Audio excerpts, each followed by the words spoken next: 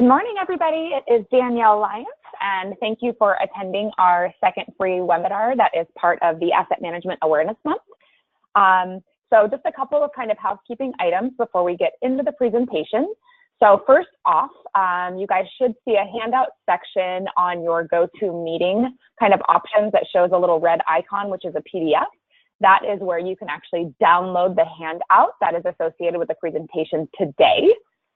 Second to that, I do want to bring up that this is a live presentation and we will be recording the presentation and posting it later. So I just wanted you to be aware of that. Second to that, CEUs will be processed after the presentations for this. So they will go ahead and run a live list of people that have attended and will credit you with your CEUs in a bit. If you guys are attending with multiple people sitting in a room and you're not showing up on the actual list of attendees, you can go ahead and email hq@npma.org or conferences@npma.org and just let them know that you attended as part of that, and then we'll make sure that you get credited as necessary. So also in regards to questions, so if you guys want to go ahead and type in any of your questions at the end of the presentation, they will be processed, or they will be answered. So with that being said, I just want to go ahead and jump into the presentation. So as always, thank you, Dr. Getz, for coming in and presenting to us. We always love you guys, or love you. And so just a little bit of history on Doug. He was past working property administrator for the Department of Defense, professor at the Air Force Institute of Technology and Defense Acquisition University. He is current president of GP Consultants, LLC, and as you guys know, our favorite and frequent presenter for the NPMA. So with that being said, I'm going to go ahead and turn it right over to Doug, and he will get going. Very good. Thank you, Danielle. And yeah, I'll send you the check in the mail, all right, for that build-up. Frightening sometimes, but thank you very much. Hey, welcome, everybody. I got a lot of slides to go through, and therefore I'm going to jump right into this.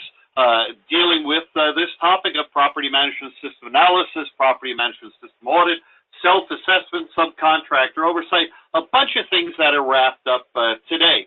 And from this standpoint, I'm really viewing this as a continuation of last year's Asset Management Awareness Month audit presentation that was done, and that's on YouTube.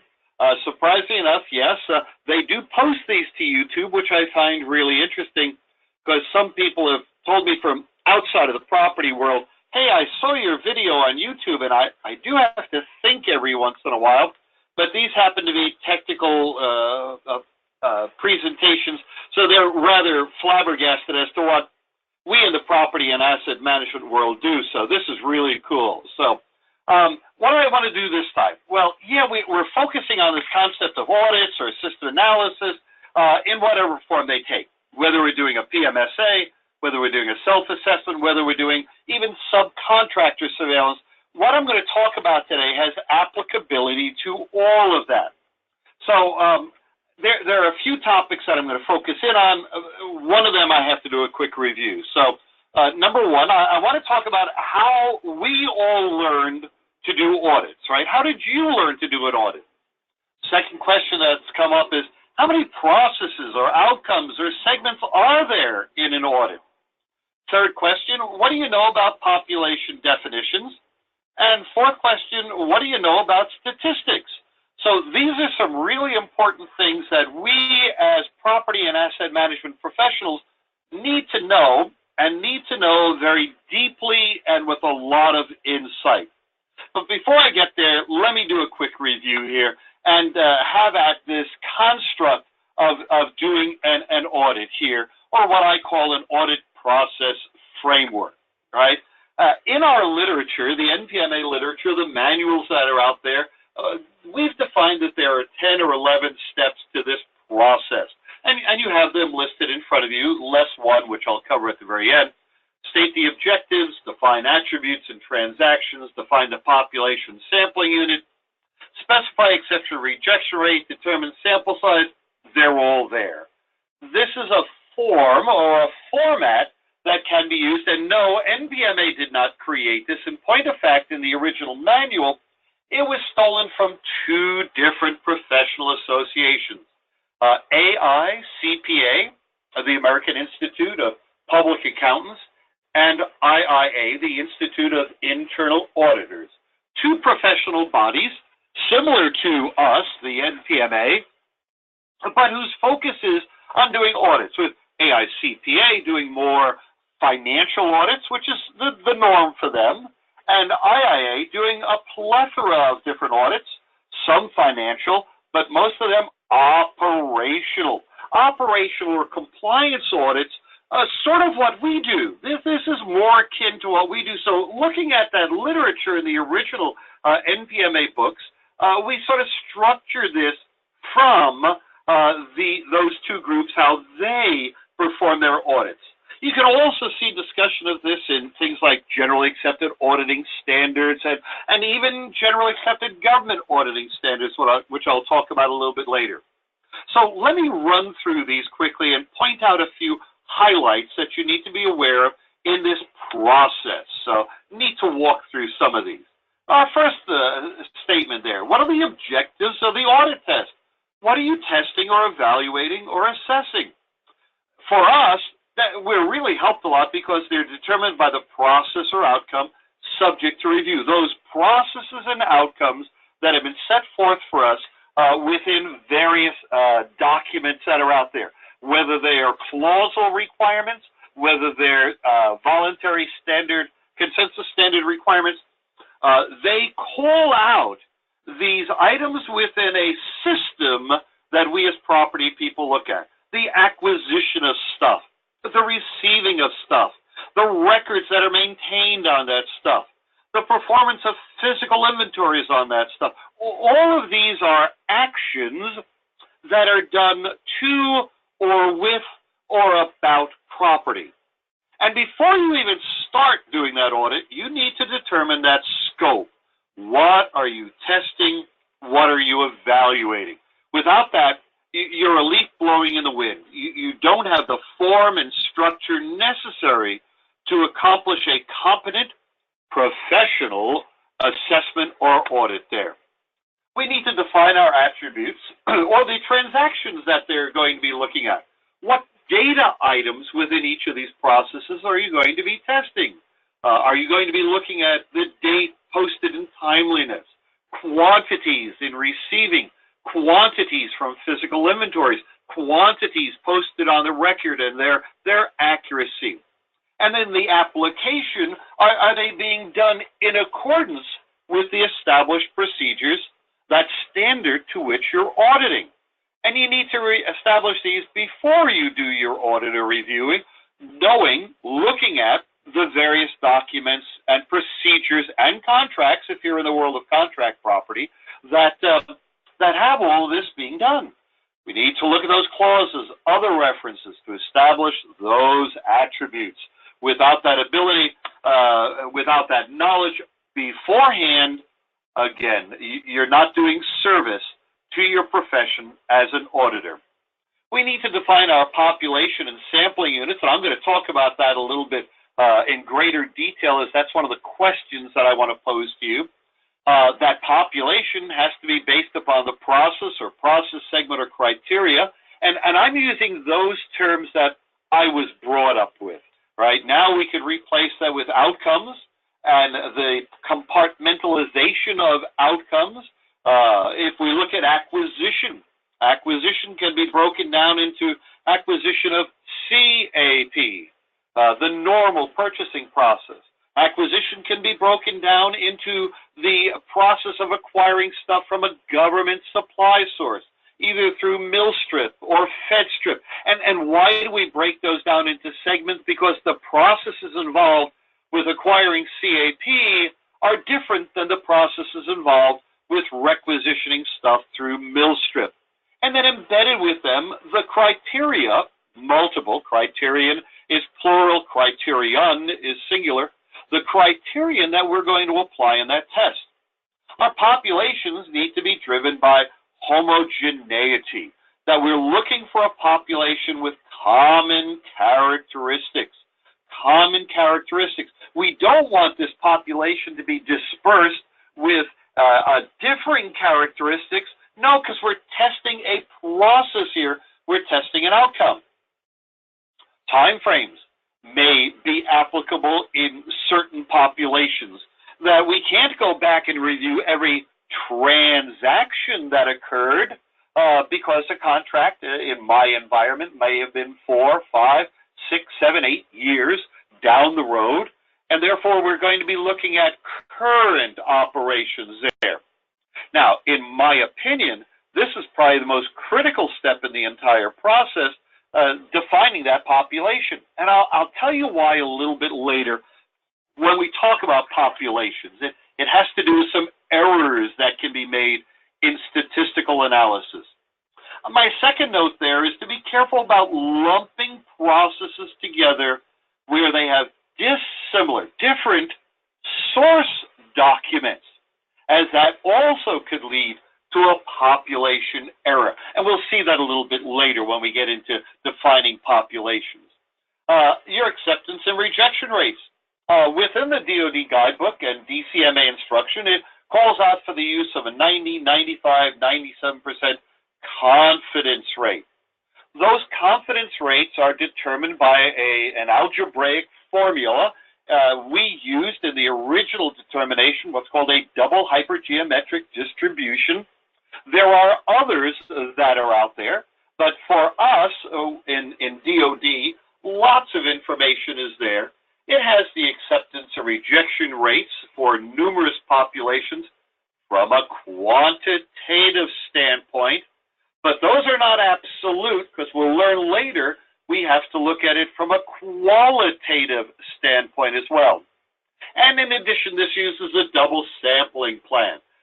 In the old days, when I first started as a lowly GS5 industrial property management specialist, we had a single sampling plan where we pulled 65 sample items.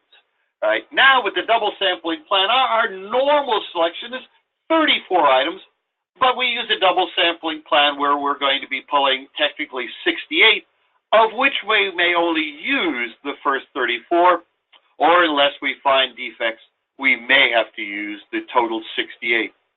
The ASTME 2936-13, which was a standard chaired by Brandon Kreiner, our NPMA president right now. He included these, the decision made by the committee, to include the sample size table, so you can find them there. And if you want to use a different methodology, that's fine and good as well. You're not locked into that. There is another ASTM standard which deals with an AQL. Some of you might be familiar with the old Mill Standard 105D, Mill Standard 105E, where they had these acceptance and rejection tables from a quality assurance standpoint. Lots of stuff is out there. We need to determine our sample size, and within 2936, there you have your population in the left-hand column, and then your sample size in the right-hand column. So most of us for our populations are going to use that 34. I don't really see the very large sample sizes because of the very large populations that are out there. 34 seems to be the norm, and again, that's a broad generalization, but you need to remember it's a double sampling plan that's out there. You need to be able to randomly select the sample numbers. There are lots of computer applications out there, randomizer.org, which appears to be the most favored child, but I'll provide you a warning about that most favored child a little bit later. Random.org is there. You could use the simple mathematical process, stratified random sampling, systematic sampling. You can use random number tables. Again, back in my old days, there was in Supplement 3, there were these page after page after page of random numbers that we had to go and set up a pattern and select from. We're a little bit more advanced as everybody has a laptop computer now. Everybody has a desktop computer. But if you're stuck out on some warm, idyllic island, let's use the island of Kwajalein now, and the power goes out, a good, competent PA would be able to do random samples using those random number tables. which is rather interesting if you ever get a chance to do that. We need to then perform our audit procedure using the population selected, the random sample selected, and the criteria that we determined. Knowledgeable whether we're testing attributes or transactions, we need to prepare our work papers and collect and document what becomes our audit evidence. Our audit evidence. There is a wonderful case involving DCAA and General Dynamics, where as we present these rules to you, in that court case, DCAA failed to follow any of their own guidance. They failed to have audit evidence, and oh my goodness, the courts ruled them to be erroneous, ruled them to be wrong, ruled them to be culpable to the tune of about $25 million. Court cases out there, if you take a look at the primer or other presentations, I do make reference to that. But without audit evidence, we are in a very precarious position. So it's really important that you document what you've done in your audit. The analysis of the defects, another critical step that I've seen really bad errors made. We need to look at certain things. We need to determine whether these are systemic defects or non-systemic. And let me talk about that in using some other words. Were these defects significant? Is there significance to them? Are these really important things, or are they little piddly nitpicks? Is there materiality? No, I'm not talking about material as we use the word for a physical asset. I'm talking about its relationship to what you are studying. Is there materiality in your findings? Well, these major or minor defects, and that's a qualitative issue that you have to deal with. So is there just a quantitative analysis? Did they have 4 or more defects? I disagree with that. You need to look at it and also make a qualitative analysis. Again, looking at things that have significance, looking at items that have materiality, that there is import to these defects that you found that were disclosed as part of the audit there. Item 9, you got to be able to generalize. And that's the beauty of statistical sampling, random sampling. We get to take from that small sample of the population our findings and say, excuse me, but this applies to that larger population, i.e., to that outcome that you are testing. That's such a beautiful thing about statistics. And then determine the status. So there's really no concrete guidance regarding the actual rating of a self-assessment, or even many of those audits that are out there or states that a contractor's system is determined to be either adequate or inadequate. I threw in the words good, acceptable. I've actually seen these used, poor, unacceptable. The best one is a technical term that their system or the process was yucky. Yeah, that was meant to be humorous. All right. I see the phrase used often, adequate, inadequate. Also, a determination of whether a system is approved or disapproved has come back into vogue again after it was trying to be done away with because of things like the DoD business system rule. And if there's need for a corrective action, what do you got to do? Are you just going to fix those defects you found, or do you need to fix the system? Band-aid approach versus a serious, intensive process of saying, how does this affect the system? How do I affect the entire system to be made better? Some activities use a CAR process, that corrective action request. You can find a lot of discussion in DCMA Instruction 1201.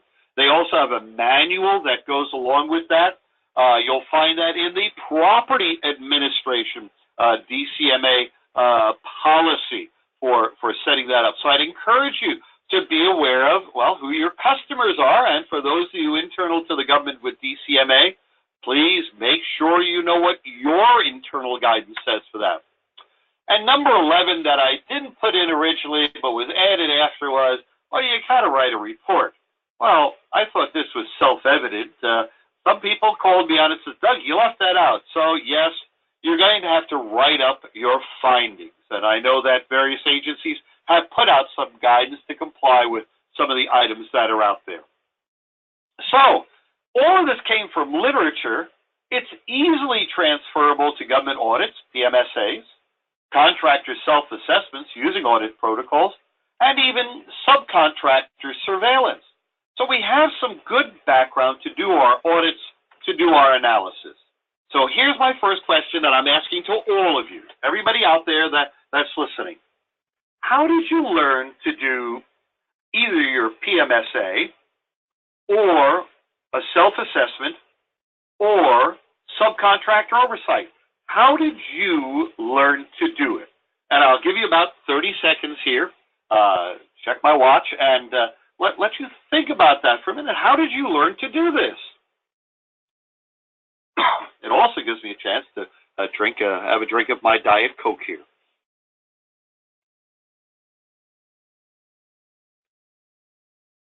Okay, enough time. I'll tell you how I did it because I can't get feedback from all of you chiming in and telling you. Way back in 1978, my boss, the DCASMA, the precursor to DCMA, DCASMA Property Administrator, said, well, you do this, you do that, and you do the other thing. My boss, his name was Vinny Carnival. My team lead was a guy named Nick DeCesare. Between the two of them, they probably had 90 years of property administration experience. And what Vinny taught me, I have to say, was 99% correct. He was really good at what he did. Yeah, I found a couple little things that he didn't really follow the rules, but at that time in history, it was a different world. So for me, it was observational learning. I didn't know why I was doing this. I was just doing what I was told to do. So my question to you is, do you know why you are doing what you are doing, or are you just following along something that you've been told to do? For me, it wasn't until I started to mature in the field and ask questions that I learned the theoretical constructs and the applications of audits. I moved beyond rote regurgitation to more intelligent application. And I would hope that all of you who are out there are saying, yeah, I know we learned by watching somebody else do it, but then we had to think about it. I think that's really, really important. So how did you learn? How did you learn to do a good audit after the show and tell from your boss? Well, I really don't know, and therefore I have to give you some suggestions. And one of those is reading. What was the last book you read about auditing? And no, you can't say you read my book. I don't want you to bring that one up right now. Have you read any other books focusing on auditing, focusing on operational auditing? Well, if you have, my compliments to you. If you haven't, well, the second bullet applies to all of us. We need to be a society of lifelong learners. As such, you need to be learning on a continuous basis. Never stop learning. That is a hallmark of being an adult learner, which is an area that I really, really enjoy dealing with as adults. So my recommendation, you got to read and study all that you can in regard to performing audits. Well, Doug, how do I know what books to buy or to take out of the library? Well, that's your own choice. I'll give you some recommendations, but really, it's a determination of finding what works for you. There's the book that was just published last year by NPMA. No, I'm not hawking the book. I don't get any money from it. Any of the profits go to the NPMA Foundation, so you're supporting a good cause there. But I tried to set out what I had learned over the 40 years of being involved with this stuff, a logical, orderly process to learn how to do an audit. So that's one book. It's on the NPMA webpage. You could look at it there. If you want to look at some other books that are out there, I would go to the DCA webpage and look at their manual. Now, with that said, it is a great book to read on auditing. Lots of thick, rich discussion on how to do audits, techniques to use in audits, things like that. Do not read the chapter on government property. It is all wrong. They are still using the references to the pre-2007 clauses. Yes, the 19 clauses that were out there prior to the FAR 2007 rewrite, it's horrible. It is a horrible section, and I'm sorry, they should be taken out and flagellated for doing that, all right? They really need to look at that book. It's been 12 years now, and they're still using the old clauses, so shame on them.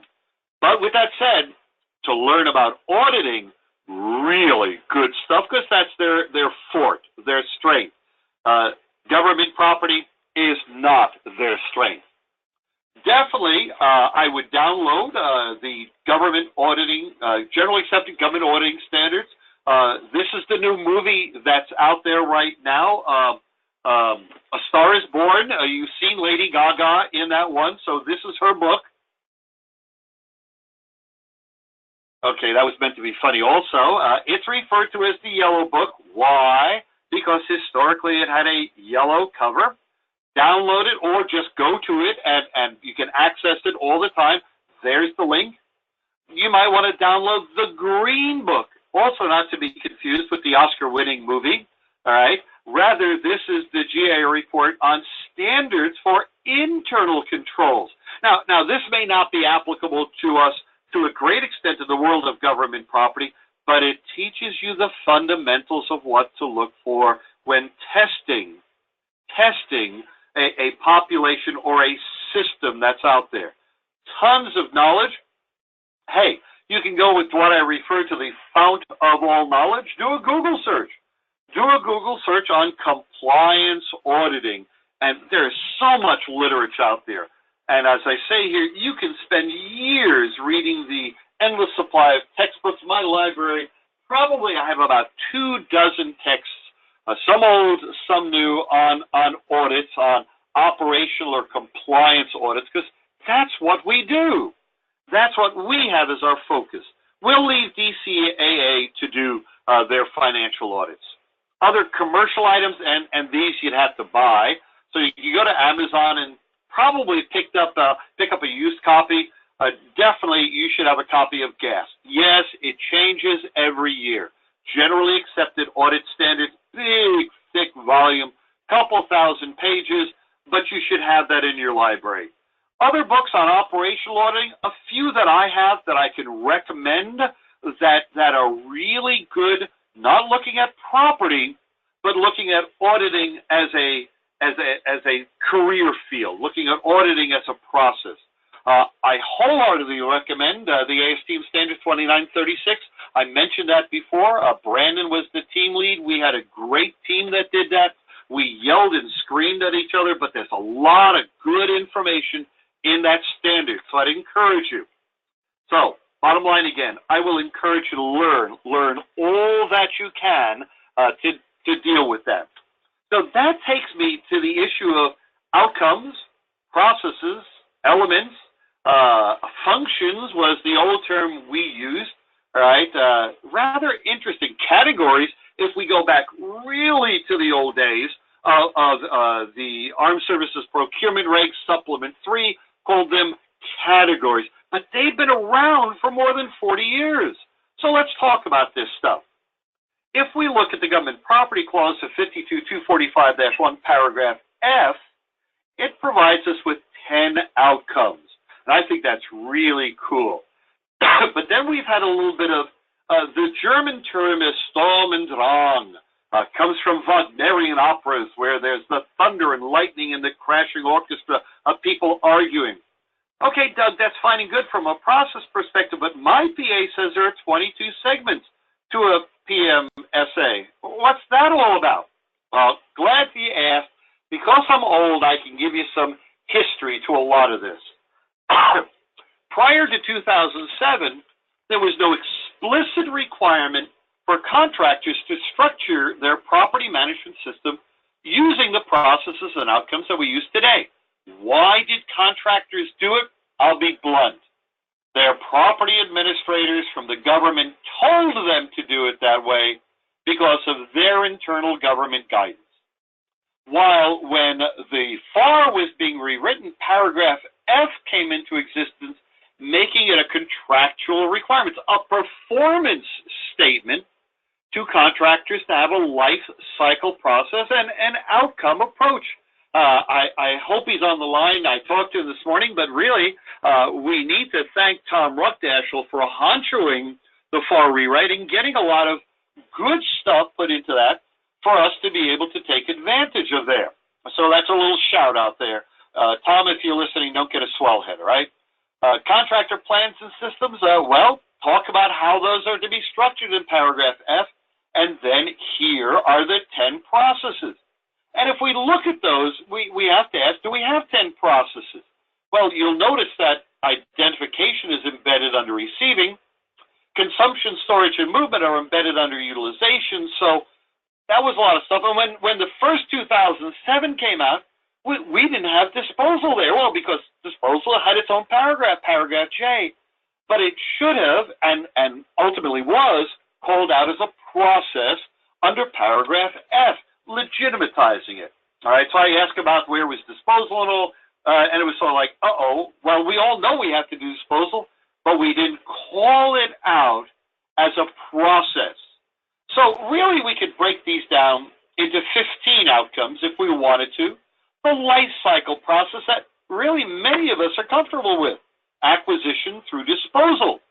That's a good logical structure. And again, if we looked at that old way of doing it, this was the old way under the DoD property manual. There are the requirements, the life cycle approach. But the point I'm trying to make is there was no explicit, no contractual requirement for the contractor to follow these functions. Functions, what they were called then. So look at what we have today versus the old way. The old functions on the left, the new processes and outcomes. Wow, they're really nearly identical, with maybe a few things embedded under others or amplified further under some of the other requirements. So they say that everything old is new again. People were worried about the change in 2007, but if you honestly, seriously, studiously looked at the process and outcomes, you were probably doing everything that you needed to do already at that time versus the new time. So for all intents and purposes, the outcomes of processes, they've been around for 40 plus years. Difference, processes are now called out and made a contractually binding requirement.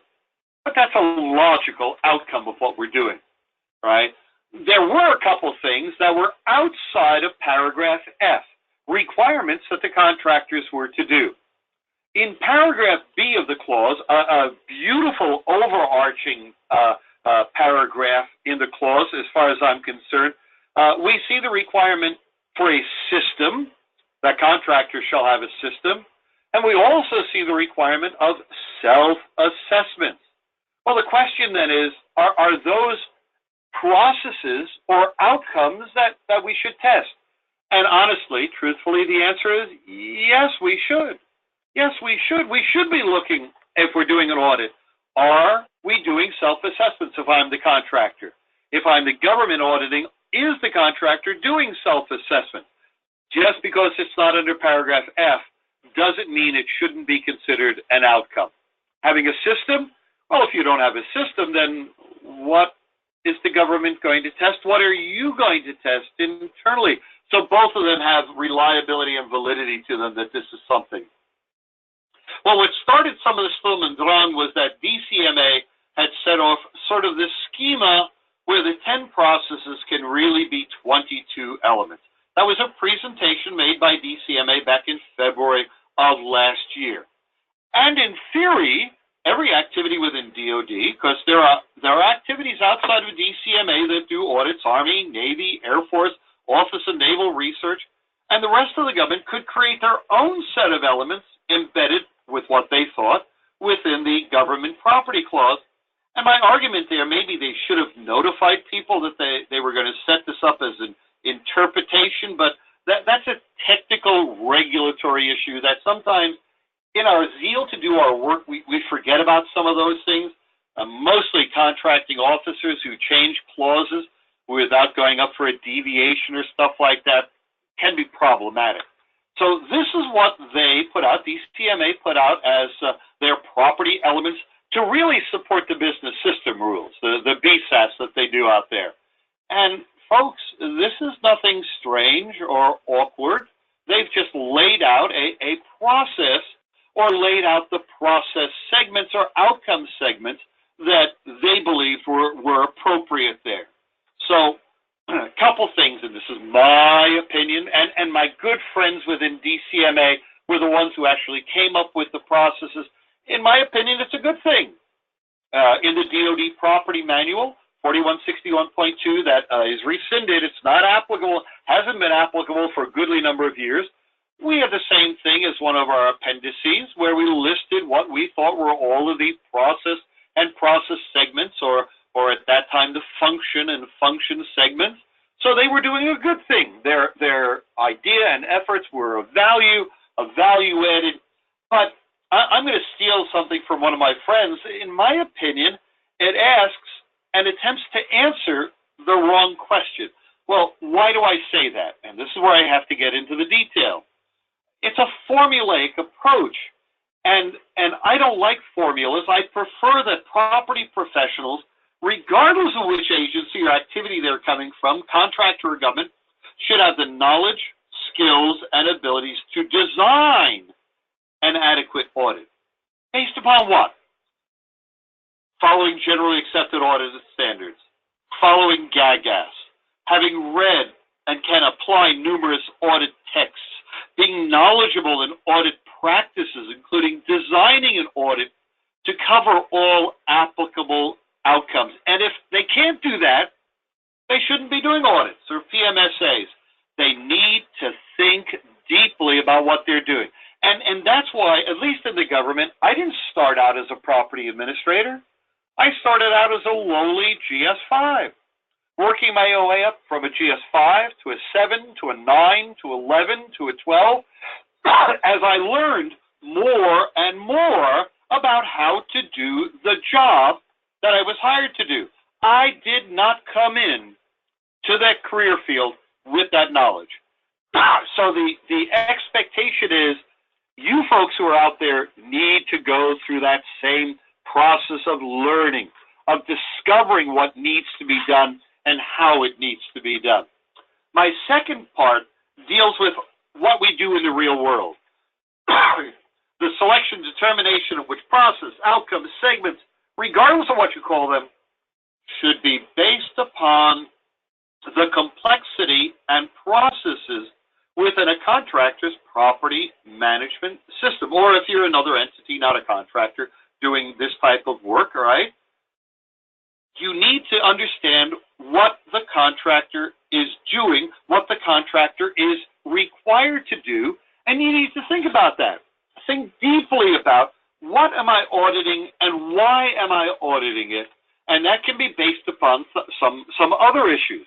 Determining which processes or segments or elements subject to review requires, well, in my words, I changed it, really mandates that you have knowledge of the contractual requirements.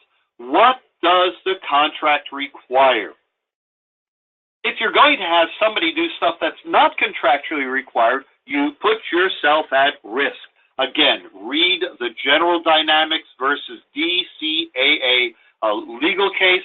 Oh, you'll be either falling on the floor laughing or crying or saying, oh my goodness, how in the world did they get away with this?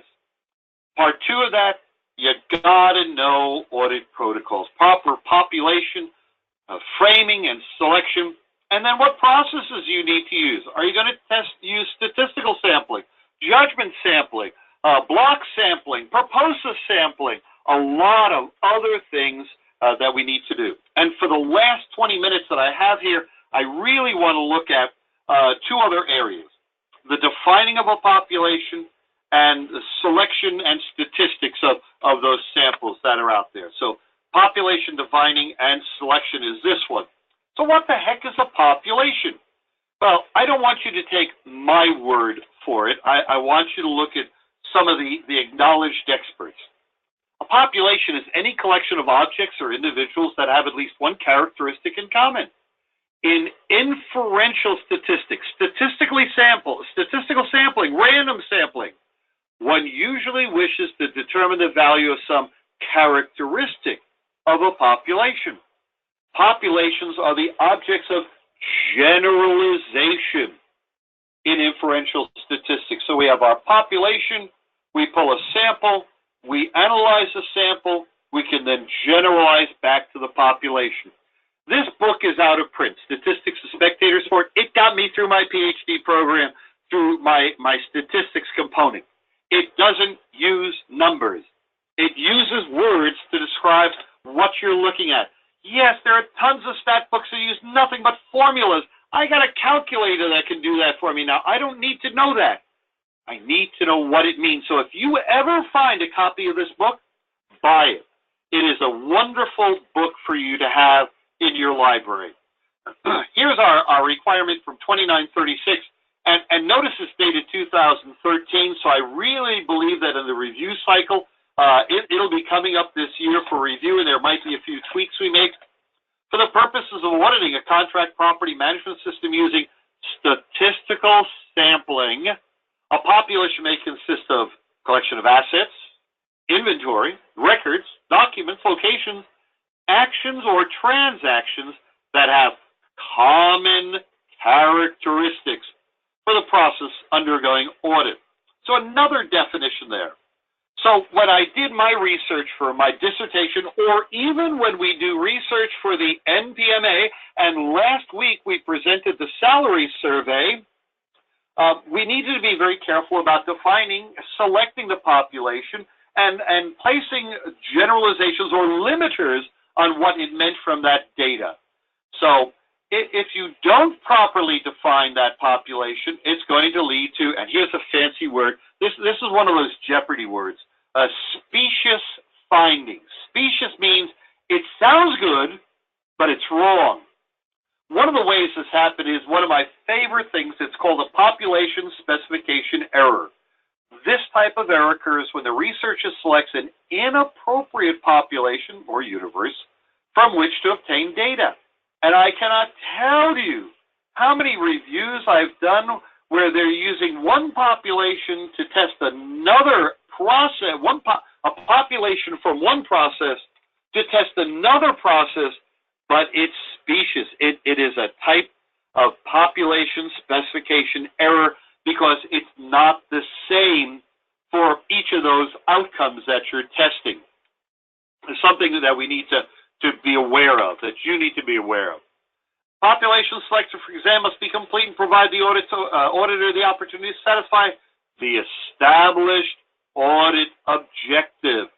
And the population represents that body of data about which I'm going to generalize.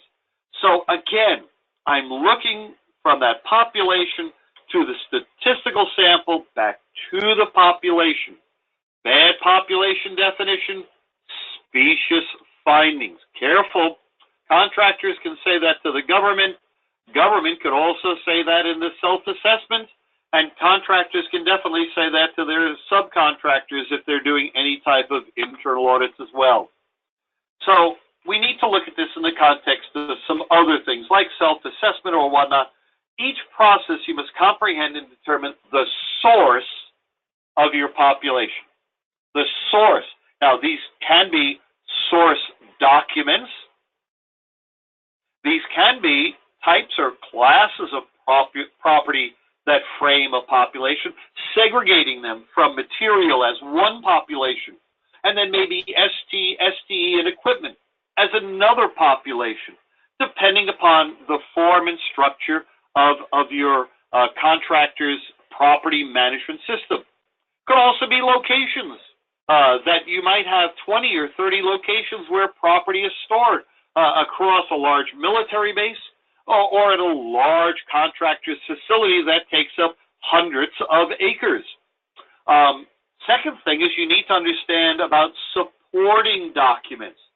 These are not source documents to determine your population, but supporting documents that will help you verify the data on the source document, receiving reports to verify what was posted to the record, issue slips as a supporting document to verify what was posted to the source document record that are out there.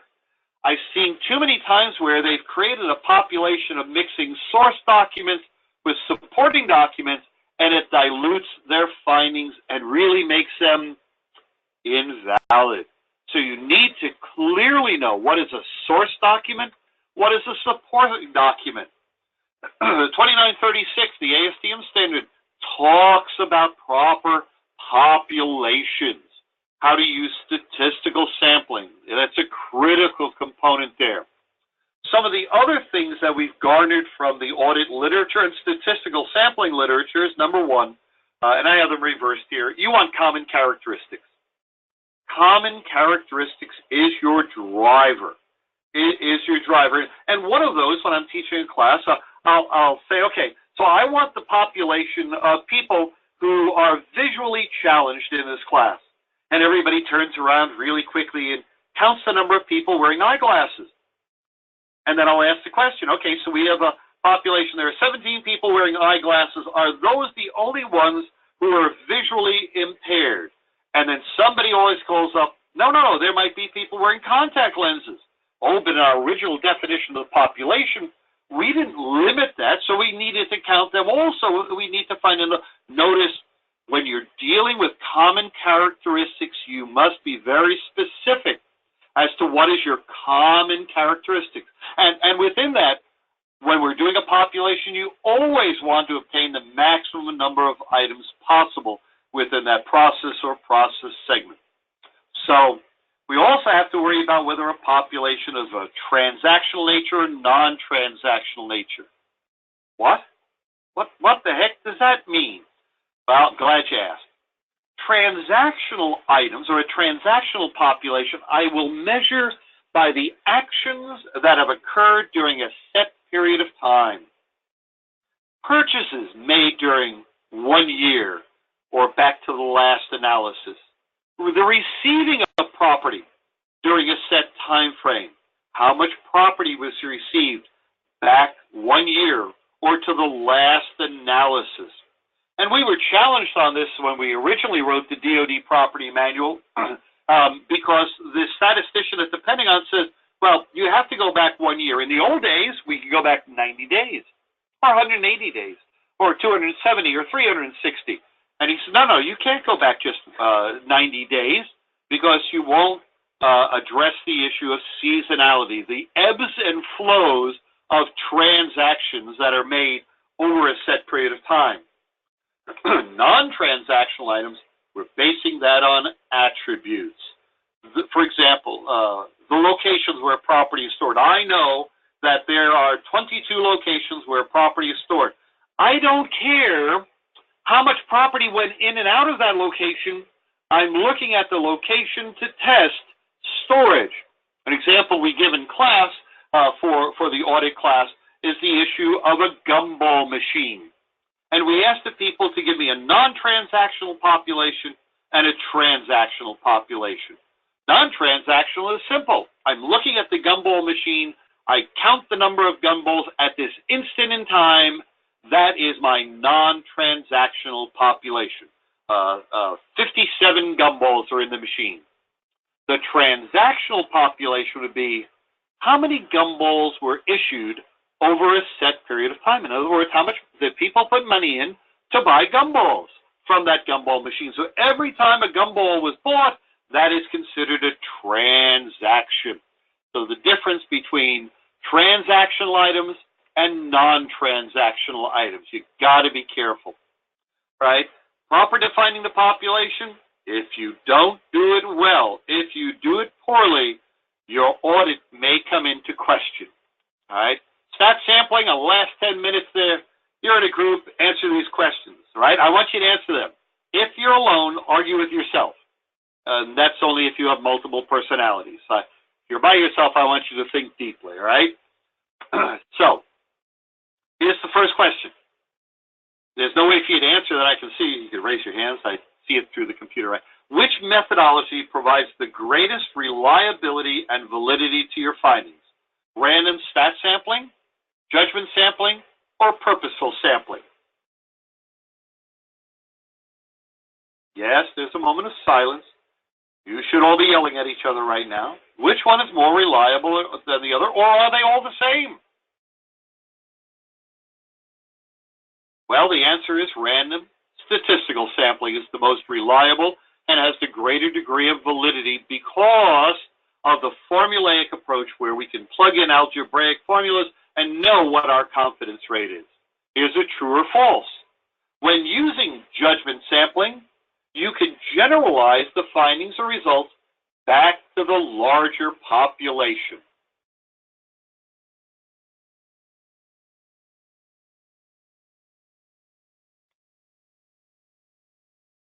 And again, the answer to this one, not again, but the answer to this one is false. If you use judgment sampling is not generalizable back to the larger population. Rather, you could only request corrections of those defects found through your judgment sampling.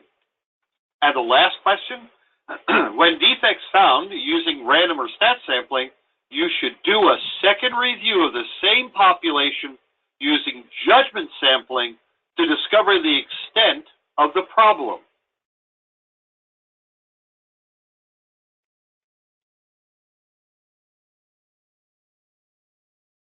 This one's a little bit more difficult, so I imagine you're either yelling at each other or one hopefully thinking. And the answer to this is false. You've already used a very reliable and valid form of analysis, i.e. statistical sampling.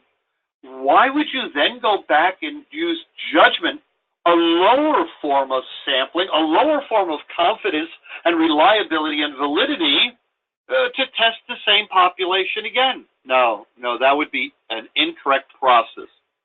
So we use these samples for this sampling process for a very good reason. There are a bunch of reasons why we're going to do this. So need to give you some definitions. We need to know what a statistic is. We need to know what the definition of the word statistics means, the study of ways of analyzing data, and this concept of inference. Inference, the process of using observations of a sample, a statistical sample, to estimate the properties of the population.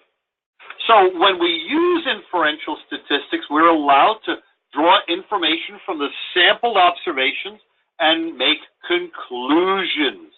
Conclusions. One, the sampling must be conducted to be representative of our population. We talked about that. And it must be capable of drawing correct conclusions. And we'll talk about that, well, in our next webinar at some point where we discuss the issue of quantitative and qualitative analysis. So what we're doing is taking that population, pulling a sample, and then going back to that same exact population saying, here is what we found about it today. Ladies and gentlemen, we do this every single day, reading newspapers, reading magazines, any type of research reports, and you, as a good auditor or as a good statistician, need to understand how studies are done. I'm very irked lately at newspaper media who use an N of 1 in their research and then claim it's generalizable to everybody else. If I was to look around the audience sitting through this webinar today, come on, guys, we're all different, right? But you can't pick me out as the one sample and say, well, everybody's the same as Doug. Well, if you did that, I'd be very, very frightened, right? So why do we use inferential statistics? Well, number one, you can't review every item in a population. If we're using stat samples, we have a known degree of validity, 90, 95, 90% confidence rate. It's an economical method employed for hundreds of years, and we can use it to test attributes as well as transactions. So we have the ability to do a random sample of the population, analyze its characteristics, and generalize back to the larger population. In other words, we make inferences from the sample back to the larger population. Here's coming out of GAS, Generally Accepted Audit Standards. Examining the documentation of every single transaction that occurs in a business is very costly and time-consuming. We can't do it. Since most audit objectives do not require the amount of evidence that results from examining every transaction, auditor will frequently use sampling techniques, right? The purpose of sampling is to examine less than 100%, and from that an auditor can draw a conclusion about characteristics. Others, right, from a great little book on statistics for executives, I'd recommend that as another text for you to look at buying. Time and cost are probably the two most important reasons. Testing may prove destructive. You certainly don't want to test every bomb built by a contractor by knocking it with a hammer. Okay, for the Iowa Army ammo plants, if they're on, that was meant to be humorous, right? Accuracy is another reason. Look at the part in red. Studying a well-defined sample may, and I'd add population there, well-defined population sample may provide more accurate results than a sloppy survey of the entire population. Wow. So, can you use non-statistical methods? Yeah.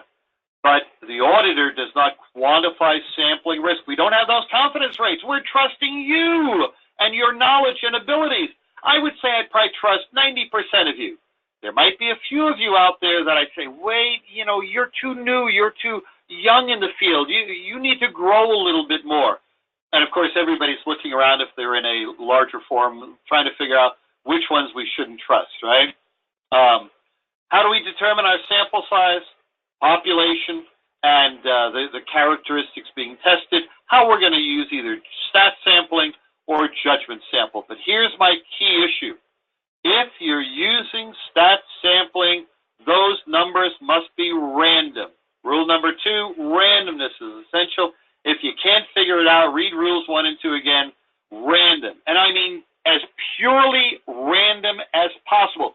You just walking around the stockroom picking out stuff is not random. That's judgment. That's judgment. And if you use judgment sampling, physical characteristics can come into play. I normally pick out the tallest person in the class and the shortest person in the class and pretend to say they're going into a stockroom. Where would the tall person select from? Where would the short person select from? Right off the bat, you have a bias to that sample. That's why it's important that you use a random methodology. How do you get those? Well, we mentioned a few places. Randomizer.org seems to be the de facto program everybody uses. But somebody said in one of my classes, wait a minute, that's not true, because when you select the double sample in the program, using the same, it has a tendency to use the same sample number twice. Once in sample 1, once in sample 2. You can't do that. You cannot have the same number repeated in the second sample, because think of this, if that is one of the defective items, now you have a defect in sample 1 and a defect in sample 2, that's the same. No, you can't do that, all right? Can't do that, all right? There are random number tables out there, NIST, if you're masochistic and want to punish yourself. There are whole sets of numbers that you can go through.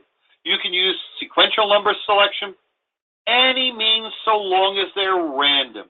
And then, of course, once you do all those random sample numbers, you have to line them with the population. If you're dealing with computer printouts of certain items, that's really easy. You relate the sample number to the line number on the printout. If there's no numbering sequence, well, that means you got to figure out a way to number each and every one of those so that you could base your sample on the random sample numbers that you've chosen. Judgment sampling, yeah, I've used judgment sampling a lot of times, but that's based upon your or my professional judgment. But here's the critical point. Your findings may not be generalizable to the population from which selected. Well, how many sample items should I select if using a judgment sample? Here's the two-word answer that you're all used to. It depends. You have to use your professional judgment. If you're going to pull the same number of judgment samples as you would random samples, wait a minute, guys, why waste your time? Go back and test it randomly, all right? Purposeful or purposive, oh, I've heard this one butchered so many times. This is not where you're going out looking for stuff, but this is where stuff comes across your desk and hits you with a 2x4. Notice the bottom point. Purposeful or purposive sampling is when you have credible reports of a known systemic or significant problem. Big issues happen, and I'll use the example of a satellite falling over, costing hundreds of millions of dollars worth of damage. That is a significant problem that I want to take and snowball to see if there are other occurrences. It's not just the issue of saying, oh, well, let me go out and see if I can find some other stuff there. That's not what purposeful sampling is all about. Purposeful sampling is the issue of taking the big things that have come across your desk, hit you between the eyes, saying, we got a problem here, and running with those and using a snowballing technique to see if there are similar ones. Now, we could walk you through each of the process, and 2936 does that, but we don't have time. We have 1 hour for these things, so that would be the issue of the analysis of data, and for that aspect, we'll have to wait for another webinar.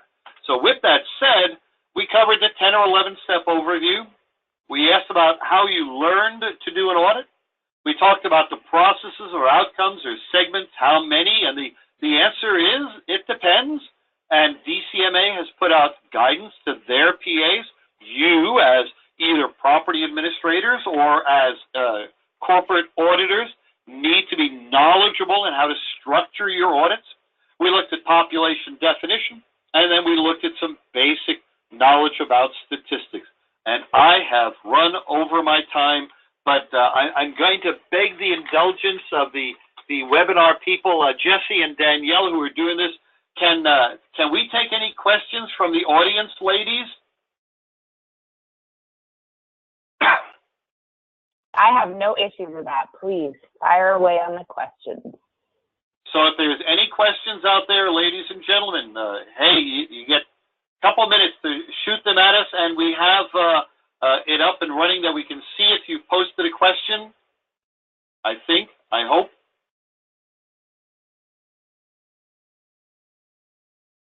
Yeah, Jesse, do you want me to run through the questions? I can see them. Yeah, that's great. If you can see them, that would be wonderful. Okay, perfect. So, question, how do I get credit for attendance? This will automatically be processed if you are actually showing as a logged in attendee. If you are not, please go ahead and email hq@npma.org or conferences@npma.org to let them know your name. Next question.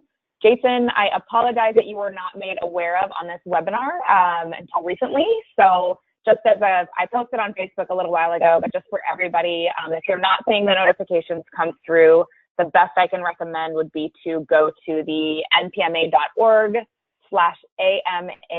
website and just check all of the current scheduled webinars with links for registration are there. Hey, Jason, thanks for having my back. Attended class, Joyce, I see your email. Jesse, is that sufficient for you to give her TEs, or do you still want an email? That's great. I wrote it down. Perfect. Will NPMA develop and publish for members a property audit guide? Well, they already did in the book, which is for you to buy. I will say that if you want to look for another audit guide, NDIA has a number of very valuable resources that are out there.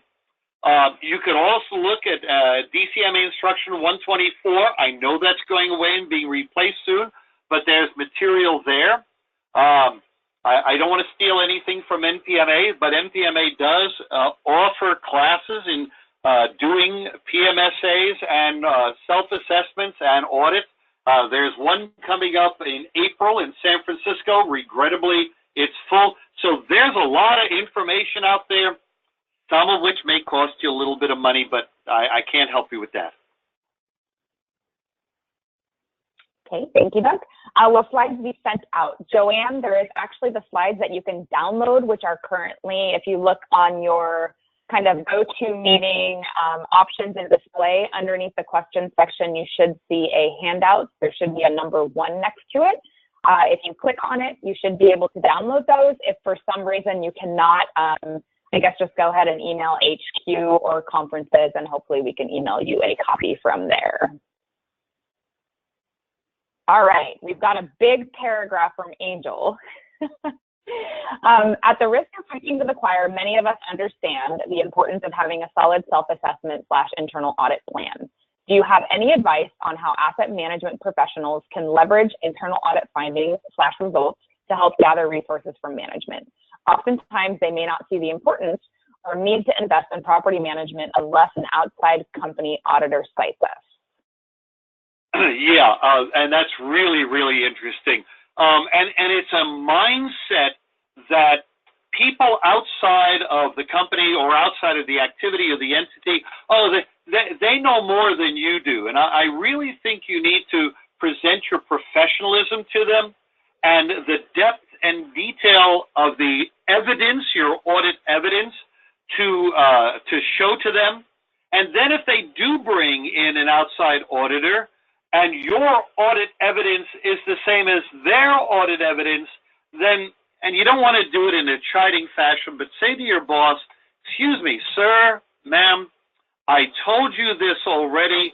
You hired me to do a job. You got to trust me. When I tell you there's a problem, there's a problem. But I know exactly where you're coming from. And I don't mean to misquote the Bible, but the issue of a prophet is not recognized in their own town. In this case, you as somebody doing internal audit or research, you probably are not recognized or viewed as positive within your own company. Which is another issue that we could probably discuss. Why didn't the fire audit use DCMA's audits to validate the management of that property?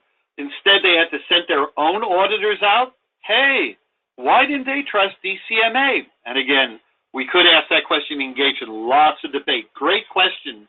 Was that Angel Rosario who posted that? Yes. Yeah, good question, Angel. Follows up another Facebook post about, not believing the internal property people. Yeah, great question.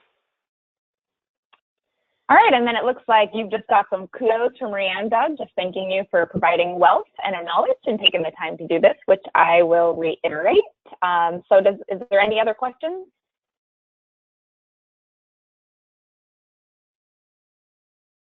I don't see anything coming through.